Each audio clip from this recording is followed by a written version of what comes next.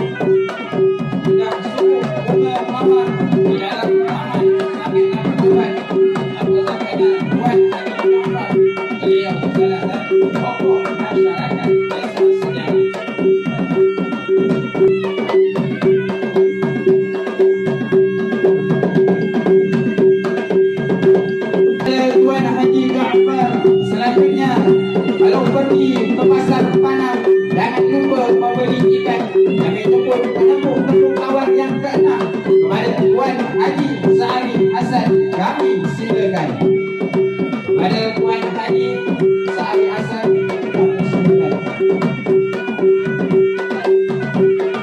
Kepada Tuan Haji Sa'id Hasan berhalangan, kami lanjutkan kepada penepuk kepengetahuan yang ketujuh. Nak pergi mencari buluh bidari di dalam hutan. Kami jemput penepuk kepengetahuan yang ketujuh kepada Tuan Haji Muhammad Siddiq. Kami persilakan. Kepada Tuan Haji Muhammad Siddiq kami persilakan.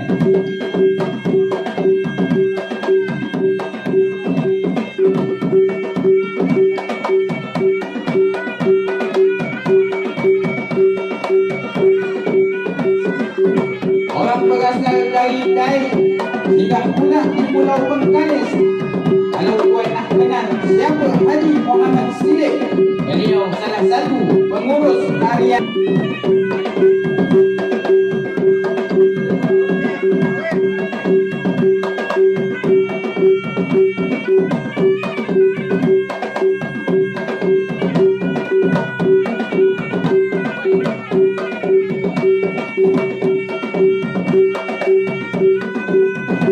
Terima kasih kami ucapkan kepada Haji Muhammad Siddiq yang menangkap ikan dengan ditangkap di tengah laut. Kami jemput penepuk pengetahuan yang ke-8 kepada Dr. Andes Haji Abdul Hakim yang kami jemput. Kepada Dr. Andes Haji Abdul Hakim kami silakan.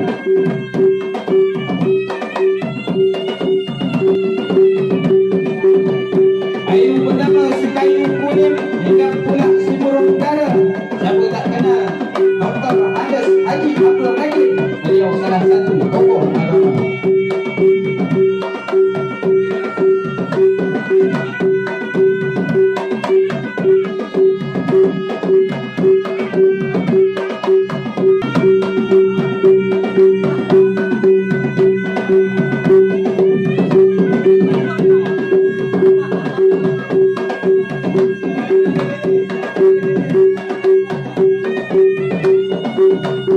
Terima kasih kami ucapkan kepada Dr. Andes Haji Abdul Hakim.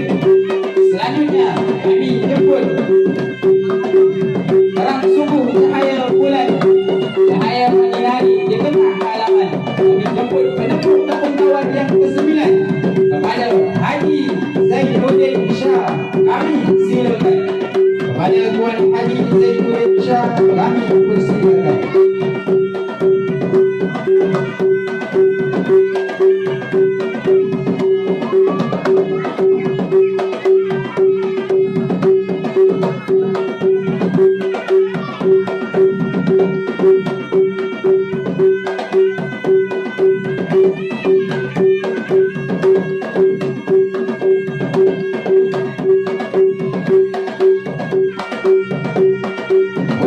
Si burung dara hingga pula ke kayu kelat.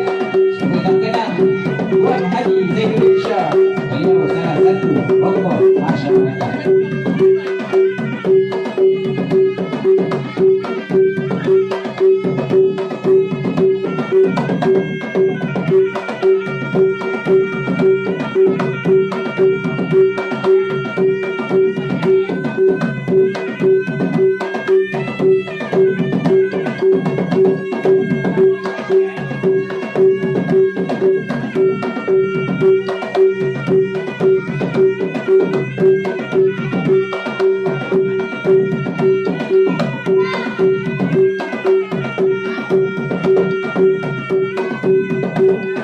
Terima kasih kami ucapkan kepada Tuan Haji Zainuddin Shah. Selanjutnya, kalau hendak mencari buluh dicari di dalam hutan. Kami jemput penepuk kepengetahuan yang ke-10 kepada Tuan Haji Ahmad Mauladi. Kami silakan. Kepada Tuan Haji Ahmad Mauladi kami silakan.